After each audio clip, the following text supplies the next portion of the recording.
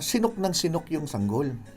So, nung dinala sa akin, siguro, bata pa ako noon newly graduate, so 2-3 years pa lang akong pumasa sa board exam. So, nung tinignan ko yung bata, unang napansin ko, meron ditong sinulid na kulay pula. So, hindi ko na maalam. Di nung dinala, nandun nakaupo, in-examine ko yung bata, di tinanggal ko kasi kala ko dumi Abay, nagalit yung lola. Lola ang kasama Dok, ba't mo inalis? Ako, bakit? Dumi ho yun Kontra-usog yan. Kontra-usog. Ganun ba? Kaya minsan, nagkaroon ako ng TV show with Miss Ami Perez. Sa mga nakakaalam, no? 2006 yun Nung lumabas sa Channel 9.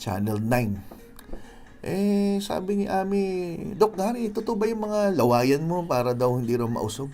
Sabi ko kay Ami, hindi ako naniniwala. Pero kung nausog ka, Ami, pagbibigyan kita, lalawayan kita. Uy, biro lang